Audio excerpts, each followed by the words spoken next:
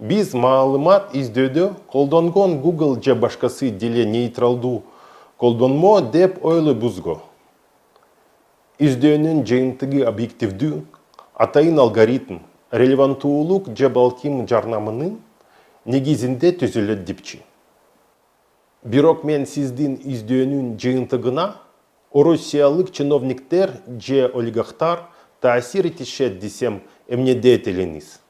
Акыркы жылдары алар издөөлөрдөн ыңгайсыз маалыматты өчүрүү боюнча ири схеманы жолго коюшкан. Натыйжада интернет колдонуучулардын баары жабыр тарткан дезинформациянын чоң толкуну пайда болгон. Анын ичинде сиз дагы барсыз. Кыргызстанда, Германияда, Улуу Британияда же АКШда жашасыңыз деле. Айдын башында сиздерге клуб өз ишинде кандай техникалык ноу-хау же стандарттан тыш колдонмолорду пайдаланарын айтып берем деп убада кылгам. Иликтөөнүн Кыргызстанга тикелей байланышы болбогону менен. Андагы жыйынтык биз үчүн маанилүү. Биз таап чыккан маалымат биздин өлкө үчүн да кооптуу болушу мүмкүн. Биз бул иликтөөнү орусиялык проект басылмасы менен биргеликте кылып, Орусиянын чиновниктери интернеттеги издөөнүн өздөрүнүн кылмыштары менен жагымсыз жоруктарын кантип өчүрүккөнүн аныктадык.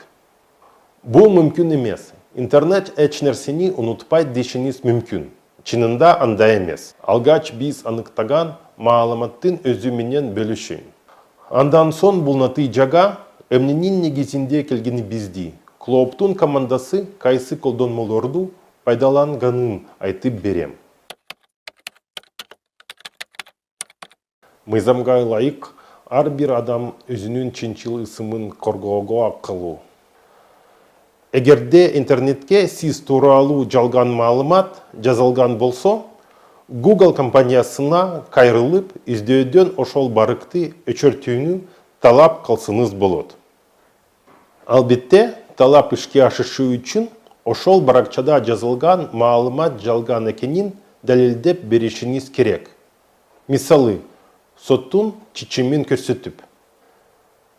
Анткени менен көрсө соттун деле өзгөчө орусиялык соттордун көзүн будаймаласа болот экен орусиялык чиновниктердин пиарчылары мындайды жакшы өздөштүрүптүр. Өздөрү фейк сайттардын иштеп чыгып, ага чын менен жалган жалааны койгулаштырган маалыматты жарыялап, андан соң ошол сайттын үстүнөн сотко арызданышат. Бул кайсы бир чиновникке байланышкан бүткүл контентти интернет бетинен өчүрүүгө багытталган кадам, анын ичинде көз карандысыз журналисттердин реалдуу материалдары дагы өчүрөлөт. Дагы бир ыкма жасалма сайт жасап, ага чиновникке ыңгайсыз журналистик иликтөөнү көчүрүп барып. Бирок жарыяланган датаны оригиналдан мурдарак кылып көрсөтүү. Андан соң чыныгы иликтөөнүн авторлорун автордук укукту бузду деп айыптап, издөөчү системадан журналистик материалдын оригиналын өчөртүүнү талап кылышат. Жагымсыз кабалдардын көпчүлүгүн жашыргандан кийин кайрандан интернетке өздөрү тууралуу мактаган макалаларды кошомат кылган баш темалар менен жүктөй башташат. Мунун бары издөө системасын толтуруп, анча-мынча калган негативдүү материалдарды ылдый китерет, бардык эле интернет колдонуучу анын баарын чукулабайт. Мунун баары абсурд сезилет. Бирок төмүндө биздин иликтөөдө алынган мисалдар бул стратегия чынында таасирдүү болгонун далилдейт.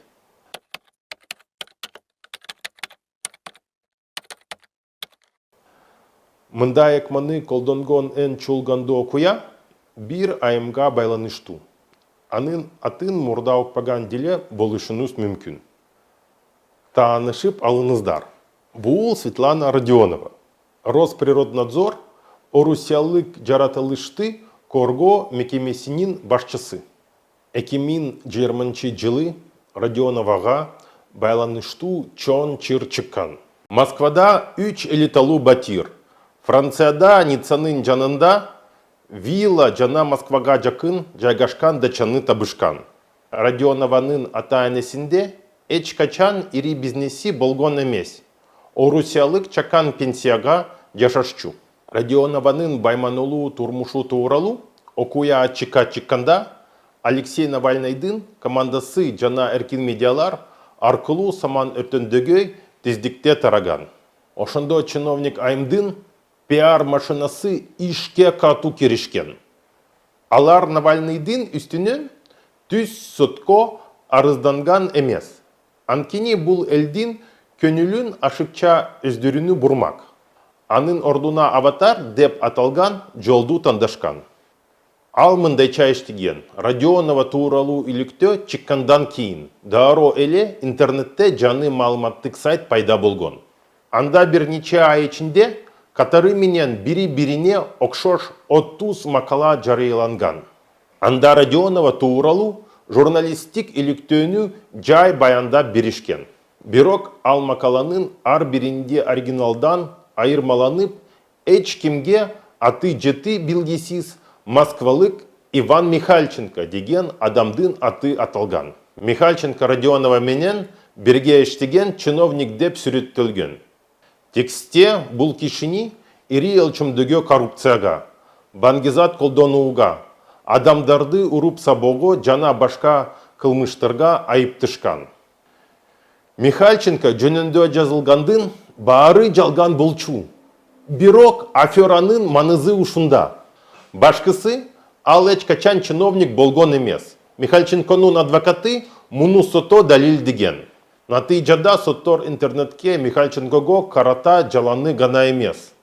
Радионова боюнча дагы бүткүл негативди олутуу журналисттик иликтөөлөрдү дагы таркатууга тыюу салган. Бул бир гана Орусияда болгон эмес.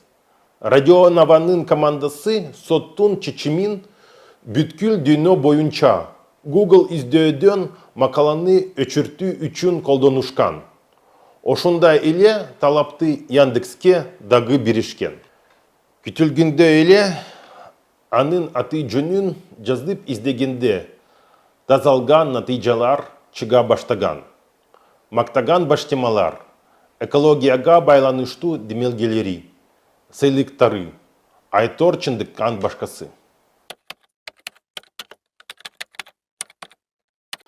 Жаш кезинде ал чиновниктер менен кылмышкерлерди кайтарчы. Кийин Владимир Путин менен таанышып, анын жакын досуна айланган. Жылуу мамилесинен улам президент Золотовду Росгвардиянын башчылыгына дайындаган. Росгвардия өлкөдөгү митингдер жана оппозиция менен күрөшүп келет. 2019 жылы журналисттер Росгвардия жеке компания менен тендерсиз келишим түзгөнүн аныкташкан. Бул компания генерал Золотовдун жана анын досторунун Сейшылда жаш кыздар менен эс алуусун төлөп берген. Ошондуктан генерал чырды күчүтпөш үчүн куулук кылган. Бул окуяны интернет беттеринен тазалап берген пиарчыларга кайрылган. Алар Радионованын командасы колдонгон стратегияга салып Google компаниясынан контентти өчүрүүнү талап кылган. Ал эми көз карандысыз медиаларды фейк сайттардан материалдарды уруксатсыз алды деп айыпташкан. Путинчил чиновниктер жолго койгон система. Ушинтип иштейт. Биричи уканда күлкүн келет. Бирок чынында бул система жалган маалыматты жабууга жардам берет. Иш жүзүндө бир адамдын бедел баркына көө түшкүндү тазалоо. Медалдын бир гана бети.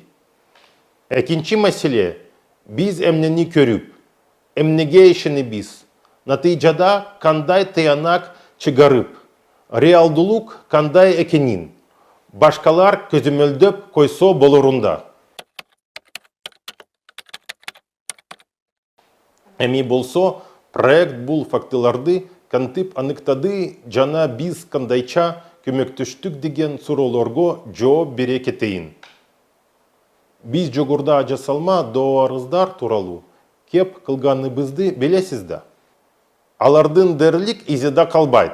Анткени орусиялык соттор мамлекеттик коопсуздук деген шылтоо менен андай иштер боюнча соттун жыйынтыгын жарыялашпайт. Биз аларды Google'дан эмес, бирок Google'дун жардамы менен таптык. Контентти өчүрүүнү талап кылган даттануулардын бары Lumen маалыматтык базасына келип түшөт. Lumen бул Гарварддагы Беркман жана Кляйндын интернетти жана коомду изилдөө борборунун долбоору.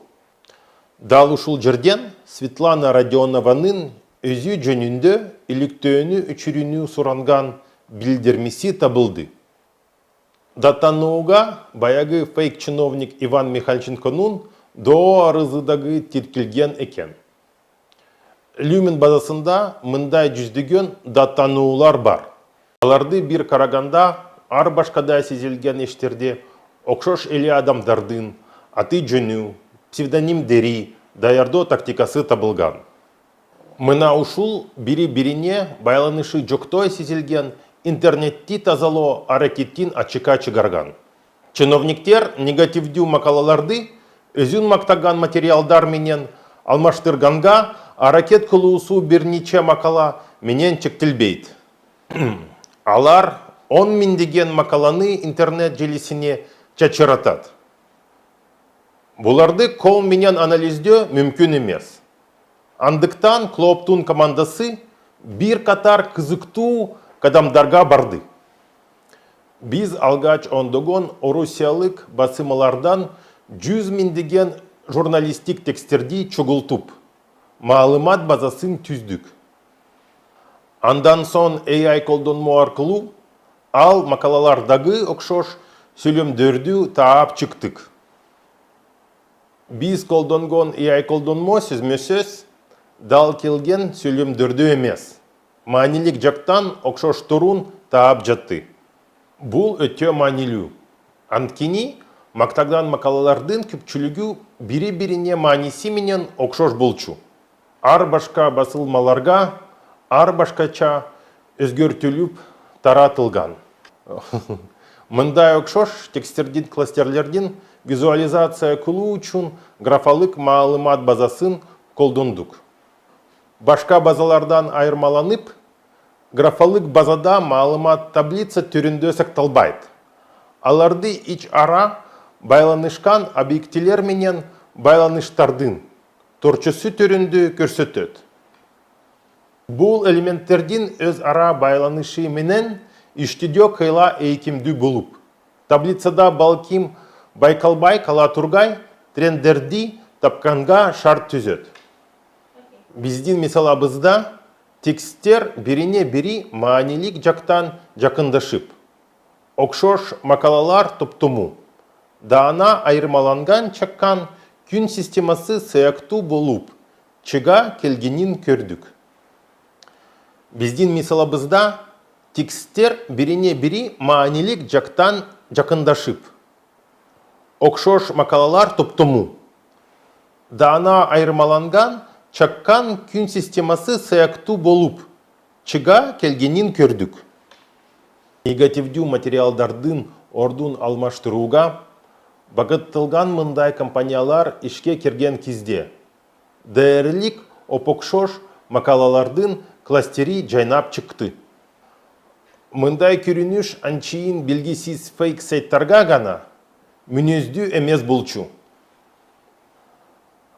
Аддата жергиликтүү жаңылыктарды жарыялган кадимки аймактык жаймыклар дагы алыскы.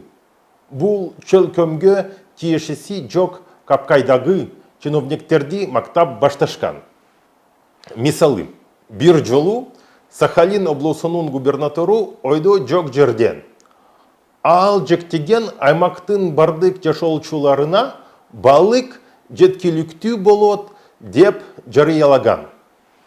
Ошол замат Орусиянын батышындагы, Сибирдеги, жана Кавказдагы регионалдык майда барат сайттар ушул маалыматты жазып таркатышат. Болбосо буга чейин аталган аймактардан 1000 километр арылыктагы Сахалинди жергиликтүү ЖМКлар истеген да эмес болчу. Керек болсо, Сахалинде турак үйдө газ жарылып, адамдар каза болгондо дагы ушул сайттар мындай маанилүү кабарды капарына алган эмес. Биз таап чыккан пиар материалдар ушунчалык бири-бирине окшошуп. Убактылары дагы таптак деп келип, бир учурда координацияланганы даана көрүнүп турат. Графалык маалымат базасы бул аракетке байкоо салууга шарт түзүп. Иш чаранын масштабын гана эмес, катышуучуларын да аныктоого жардам берди. Ошентип пропаганданы күчөтүүдө легитимдүү ЖМКлар кандайча чечүүчү роль ойногону аныкталды. Бул айланасындагылардын баарына чындыктуу унутууру үчүн атайын жасалган ташкын.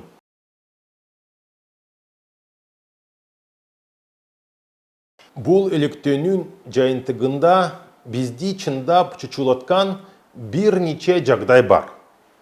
Биринчиден, орусиялык коррупциялашкан чиновниктер ачык айкындуулукту жана жоопкерчиликти камсыздоо үчүн түзүлгөн системаларды натыйжалуу пропагандалык курал катары колдонуп жатканы.